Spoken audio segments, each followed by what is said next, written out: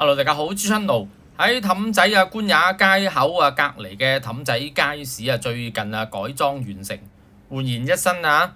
喺街市樓上嘅美食家文創區今日正式開幕啦。率先帶大家入去睇下，喺入口嗰度有啲街牌喺度充滿澳門特色啦。樓下即係地面層依然都係街市嘅攤位，見到有檔花檔啦。仲有兩三檔菜檔同埋紙紮鋪嘅，都有啲吉鋪嘅。至於隔離嗰度就係賣豬肉同埋賣魚嘅，魚檔有兩三檔嘅。隔離就係賣凍肉嘅。行上一樓就係美食家文創區啦，有輕食文創同埋賣生果嘅生果檔啦。裝修大家睇到以葡式嘅風格為主啦，啲牆油到綠色同黃色。仲有藍色嗰啲仿葡國瓷磚咁樣。一樓據了解有19個美食文創攤位同埋有室內用餐區㗎，買咗嘢食可以喺度食嘅。嗰啲都係主要以輕食為主。睇翻個價錢食個特色嘅湯麵都係33蚊，飲杯咖啡就28蚊。價錢尚算合理嘅，唔會特別貴。感覺上可能分分鐘平過官也街嗰啲價錢添。大家睇到啦，呢一檔賣手撕雞都係30零蚊一份嘅。至於隔離檔和牛漢堡啲漢堡和牛整嘅都係60零70零蚊一個。感覺上比水上街市嗰個熟食中心開張嘅時候啲價格呢度相宜一啲。除咗有麵食食包同雞蛋仔之外仲有一啲嘅咖啡檔賣三文治同埋賣咖啡嘅。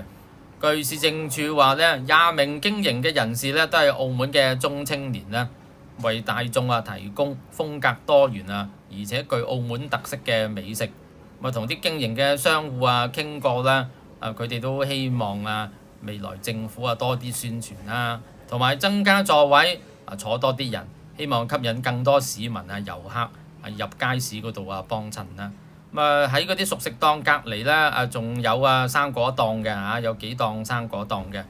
睇啲生果都幾靚仔，環境的確係唔錯啦，改善咗好多啦。當然行完一樓我哋再上2樓可以自己行樓梯或者搭升降機上去都得嘅。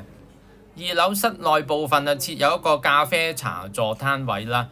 同埋有一個戶外用餐嘅空間嘅。個咖啡茶座就唔算大，3、4張台啦，坐得10個8個人啦。至於出面嘅室外用餐區個環境都唔錯㗎，見到都有人坐喺度食緊嘢。不過啲台就少啲，大約有5張台仔左右啦，坐得10零個人。買啲嘢食可以上嚟喺呢度慢慢食係幾悠閒嘅。總體感覺呢度環境係唔錯嘅，麻雀雖小五臟俱全。呢度嘅食物同飲品價格感覺上比水上街市嗰度嘅熟食中心開業嘅時候嘅價格平一啲。唔知水上街市嗰邊而家有冇平返啦？由於啱啱開業啦，同埋出面寫住係氹仔街市，有啲嚟官也街玩嘅遊客可能未必知道所以見到唔算好多人行入去嘅。啲人行過淨係幫襯街市樓下嗰個公廁嘅啫，所以都係要多啲宣傳先得。其實睇翻呢個美食文創區除咗啱遊客之外本地居民如果冇乜嘢做放假星期6日或者平日下晝得閒過嚟飲杯咖啡都係唔錯嘅。好，呢集睇到先，想支持我嘅訂閱，我哋下集見。